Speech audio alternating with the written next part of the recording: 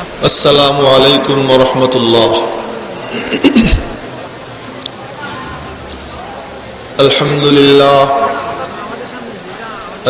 لله نحمده ونستعينه ونستغفره ونؤمن به ونتوكل عليه ونعوذ بالله من شرور أنفسنا ومن سيئات أعمالنا. من يهده الله فلا مضل له ومن يضلله فلا هادي له. ونشهد أن لا إله إلا الله وحده لا شريك له. ونشهد أن سيدنا وسندنا ونبينا وحبيب ربنا وطبيب قلوبنا ومولانا محمدا عبده ورسوله صلى الله تعالى عليه وعلى آله وصحبه وبارك وسلم تسليما كثيرا.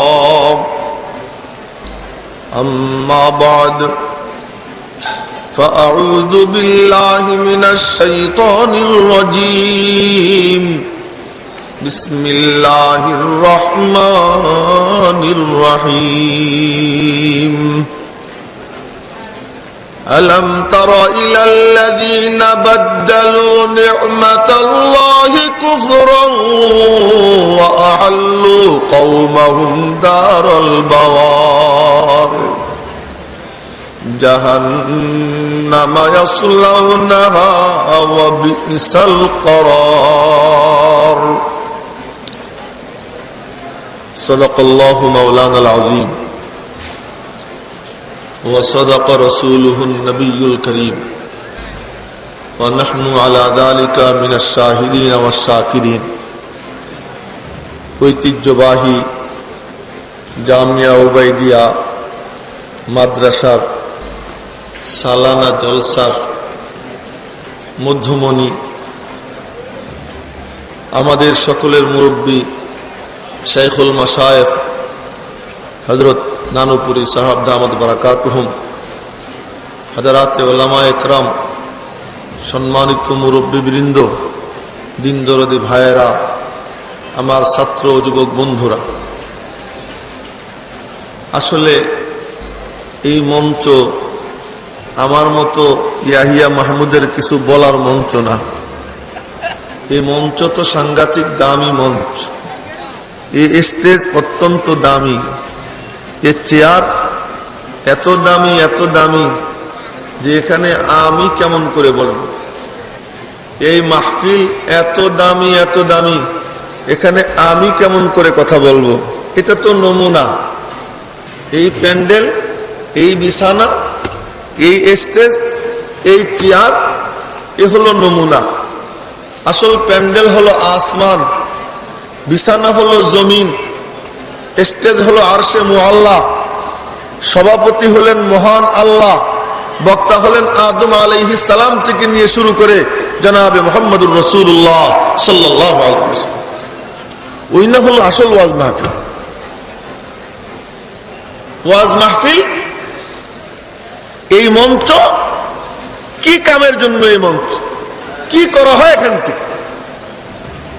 ताज़ा खाही दाश तनगर दाग हाय सीनारा,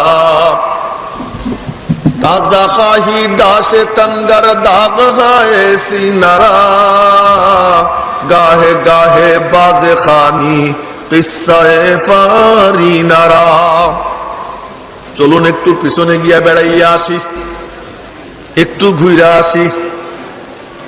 এই আসমান জমিন কিচ্ছু ছিল না, এই যা কিছু আমি আপনি চোখে দেখি কিচ্ছু ছিল না, ছিলেন তো একমাত্র আমার আল্লাহ।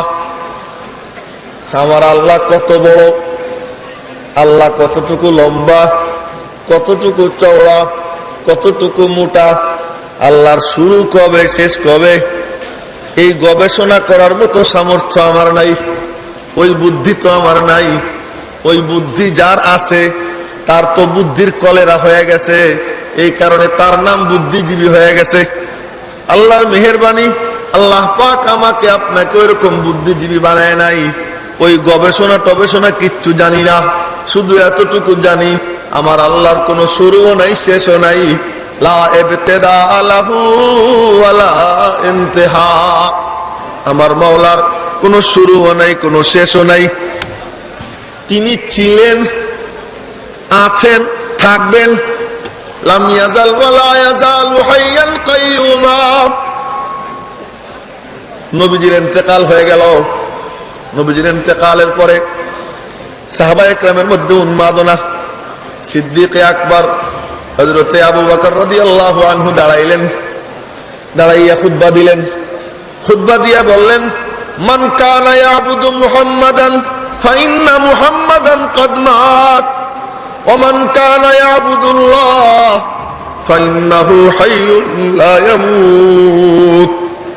হযরত আবু বকর সিদ্দিক খুতবা দিলেন, যে নবীজির পূজা করত সে যেন যাইনা নেয় নবীজির ইন্তেকাল হয়ে গেছে। যে আমার মাওলার পূজা করত সে যেন জেনে রাখে আমার মাওলা যেমন ছিলেন তিনি এখনো তেমনই আছেন, অনাদি অনন্তকাল তিনি তেমনই থাকবেন। সেই মাওলা ছিলেন, আছেন, থাকবেন, আর কিচ্ছু ছিল না। আমার মাওলার মনে চাইল, খেল চালু করে দিলেন, আসমান জমিন বানাইলেন 4 দিনে, ডেকোরেশন করলেন 2 দিনে, 6 দিনে কমপ্লিট হয়ে গেল।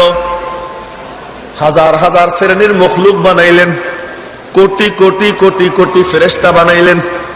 সব বানাইয়া তিরিং বিরিং শুরু করাই দিলেন। সব তিরিং বিরিং করে, পাখিতে কিচির মিচির করে, বিড়ালে মেও মেও করে, কুকুরে ঘেউ ঘেউ করে, গরু বাছুরে হাম্বা হাম্বা করে, ঘোড়া চিহি চিহি করে, আরো কত কিছু, কত আওয়াজ টাওয়াজ করে। কিন্তু আমার মাওলার কোনো কিচ্ছু ভালো লাগে না। ফেরেশতারা তারা অনবরত মাওলা পাকের গুণ গায়, সুবহানাল্লাহ আলহামদুলিল্লাহ লা ইলাহা ইল্লাল্লাহ, সুবহানাল্লাহ আলহামদুলিল্লাহ লা ইলাহা ইল্লাল্লাহ। সমানে জিকির করে, কিন্তু আমার মাওলার কাছে মজা লাগে না। একটা মখলুক এমন দরকার যে মখলুকটা এমন হবে, কখনো কখনো উল্টা পাল্টা করবে। উল্টা পাল্টা করলে আমি মাওলা রাগ হয়ে যাব, আর আইসা আমারে বলবে, আল্লাহ তুমি রাগ হয়ে গেছো, আর আমি এমন করব না। মাওলা তুমি আমার উপর রাগ করে থাকো না, তুমি রাগ করে থাকলে আমি কার কাছে যাব? আমার তো তুমি ছাড়া আর কোনো মাওলা নাই। আবার কখনো কখনো ওরা একটু দুঃখ টুক্ষ করবে, আর আমি মাওলা আমার কুদরতি হাত দিয়া ওদের চোখের পানি মুইছা দিব। এমন একটা মখলুক দরকার। আল্লাহ পাক সিদ্ধান্ত নিলেন। সিদ্ধান্ত নিয়া মাটি আনাইলেন, সব ধরনের মাটি মিলাইয়া এক মুঠ মাটি। ওই মাটি ফেরেশতাদেরকে বললেন, মূর্তি একটা বানা, 60 হাত লম্বা। কেমন হবে? এতখানিক লম্বা, এইরকম চওড়া, এতটা ভাঁজ হবে, এতটা জোড়া হবে, এতটা লোমকূপের গোড়া হবে, মাথার থেকে পা পর্যন্ত সমস্ত অঙ্গ প্রত্যঙ্গের পরিকল্পনা আমার মাওলা নিজে দিয়ে যাচ্ছেন। মেরে মুহতারাম ভাইও, ফেরেশতারা আল্লাহ পাকের হুকুমে মূর্তি বানাইলো। মূর্তি বানাইয়া রব্বুল আলামিনকে বলে, মাওলা কেমন হইল? রব্বুল আলামিন বলতেছেন, আমার মন মতো হয় নাই। আসমান বানাইছেন, হাত লাগান নাই। জমিন বানাইছেন, হাত লাগান নাই। নিজের ঘর খানায় কাবা বলছেন বানা। ফেরেশতারা বানাইছে, জিজ্ঞাসা করছে, মাওলা কেমন হইল? আল্লাহ পাক বলছেন চলে। আদম আলাইহিস সালামকে বলছেন বানাও।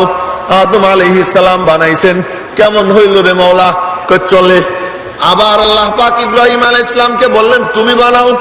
ইব্রাহিম আলাইহিস সালাম জান্নাত থেকে আসা পাথর, ওই পাথরে দাঁড়াইলেন।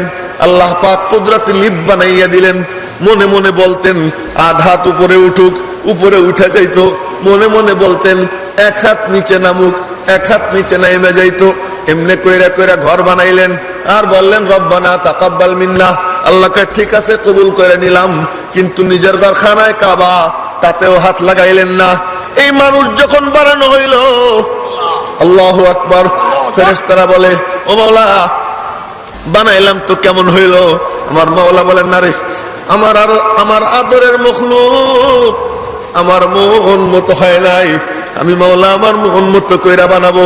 নিজের কুদরতি হাত খান লম্বা কইরা আদম আলাইহিস সালামের চুলের গোড়ার থেকে নিয়ে থুতনি পর্যন্ত 2 কানের লতির মাঝের জায়গা কুদরতি হাত দিয়ে ডইলা ডইলা নাকটারে ধইরা আদর কইরা, ঠোঁটটারে ধইরা আদর কইরা, গাল কপালে হাত ছোঁয়াইয়া সুন্দর করে বানাইয়া আমার মাওলা ঘোষণা করেন লাকাদ খালাকনাল ইনসান ফি আহসানি তাকওয়িম, আমি মানুষকে সবচেয়ে সুন্দর করে বানাইলাম। মেরে মুহতারাম ভাইও একটু লক্ষ্য করেন, মূর্তি পড়ে রয়েছে, নড়ে না চড়ে না, মাটি। ফেরেশতারা টুকাইয়া টুকাইয়া দেখে, নাইড়ে চেড়ে দেখে এইটা কি বানাইলো। ফেরেশতারা একজন আরেকজনকে বলে বানাইছি আল্লাহ, কোন একটা কাম হবে, দেখা যাক কি হয়। দেখতে দেখতে বড় মিয়া আসলো দেখতে। বড় মিয়ারে চিনছেন নাকি? বড় মিয়া আসছে দেখতে। বড় মিয়া দেখতে আইসা এরকম টুকা দেয়, পেটের মধ্যে টুকা দিল, ঠন ঠন শব্দ হইল, ঢপ ঢপ শব্দ হইল। বড় মিয়া মনে মনে কয় ভিতরে ফাঁকা জায়গা আছে, কিছু ঢুকাইতে চাইলে ঢুকানো যাবে, কিছু পুশ করতে চাইলে পুশ করা যাবে।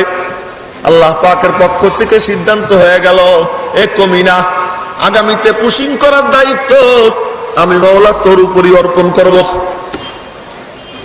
এবার মূর্তি পড়ে থাকে, নড়ে না চড়ে না। হঠাৎ করে আমার মাওলার মনে চায় ওই মূর্তির নাকের ছিদ্র দিয়া আল্লাহ পাক একটা ফু দিলেন। এই একটা মাত্র ফু, তিরিং বিরিং করো, নর্তন কুর্দন করো, নাচানাচি করো, দুনিয়ার মধ্যে লাট বাহাদুরগিরি করো, ফালাওয়ার লাফাও, কোন জিনিস দিয়ে তুমি লাফাও?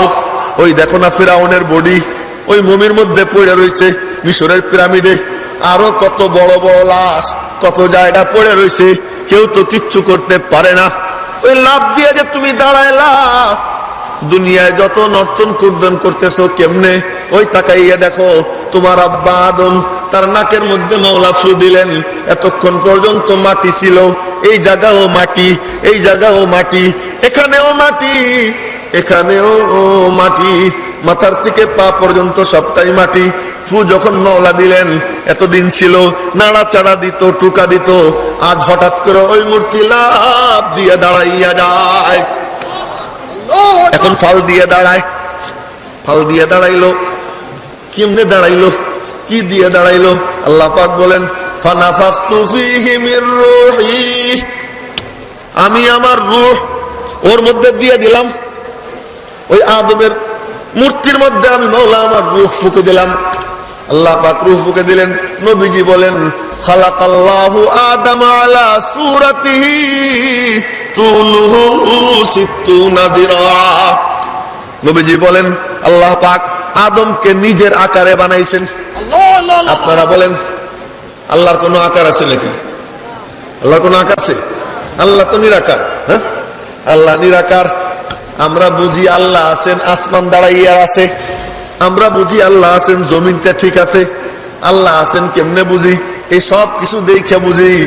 নবীজি বলেন খালাকাল্লাহু আদম আলা সূরাতিহি, ইয়াহিয়া মাহমুদ এখানে বসে আছে, কথা বলতেছে, তাই বুঝলাম ও জিন্দা আছে।